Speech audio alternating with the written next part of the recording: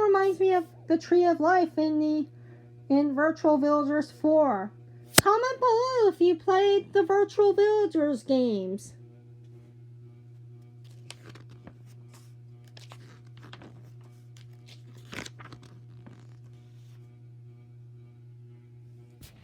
Ooh, an Ozark Hellbander.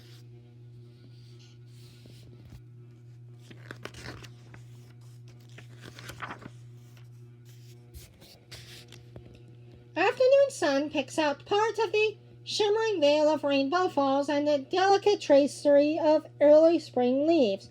No bigger than a squirrel's ear, as Ozarkers say, the falls were discovered and named in the 1960s by hikers who spied them on a winter afternoon, when the spray was refracting the color spectrum of the sun. After its 30-foot plunge, the water threads its way down the Edgeman and Moore creeks into the Buffalo River. See? These kind of look like fireflies.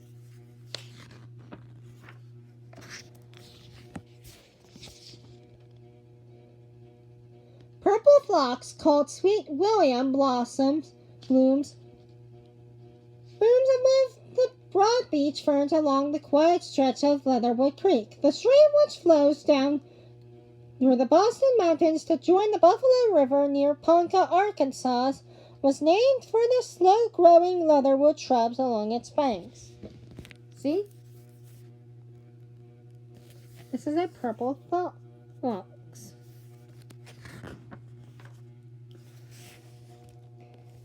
In the Lost Valley area of the Upper River, Clark Creek pours out under a natural bridge it has carved through 50 feet of layered limestone.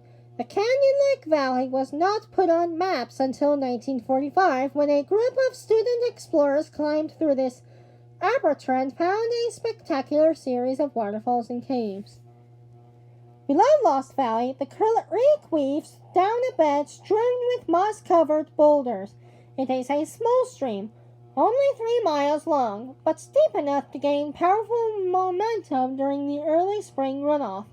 In summer, the water slacks and disappears in spots as it works its way down through a network of underground channels. See? This might be a good water park. Don't you think?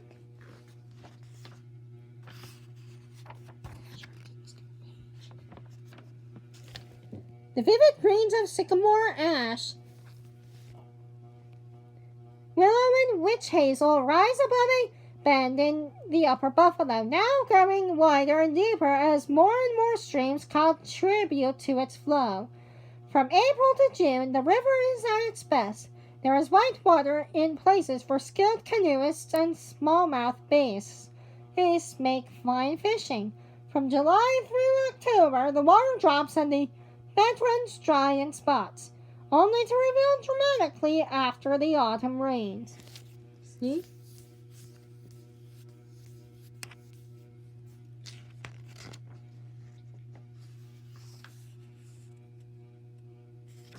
And there's the Buffalo River. And the big high mountains.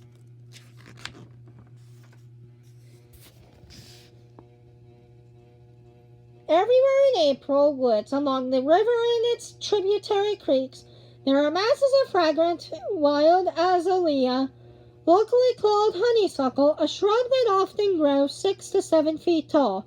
Depending on the acidity of the soil, the blossoms vary from a delicate pale pink to a deeper hue close to red. Flowering dogwood, queen of the Ozarks, says early blossoming trees, bear sprays of white and occasionally pink flowers that light up the highland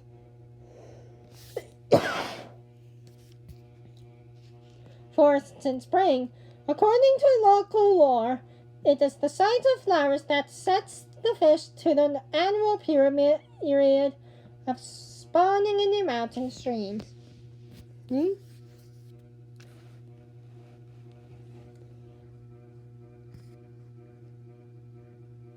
These are wild azalea.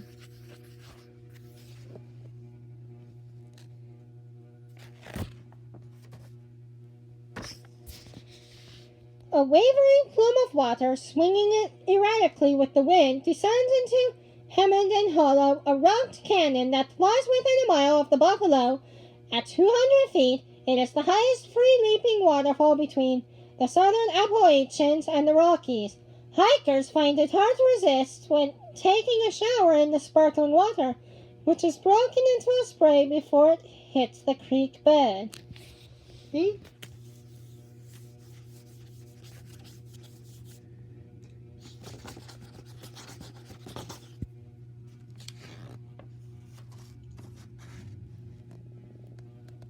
This is a riverside bluff near Pruitt.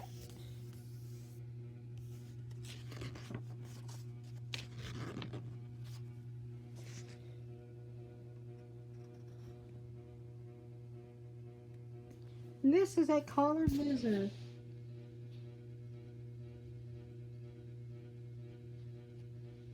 And it takes the Ozark sun far from its normal range in the arid southwest.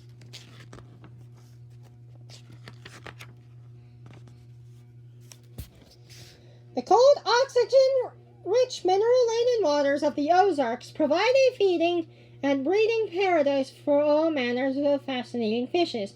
Right in overleaf, most of these species are endemic to the region or have developed features that distinguish them from members of the same species elsewhere. The most curious by far is the paddlefish, so-called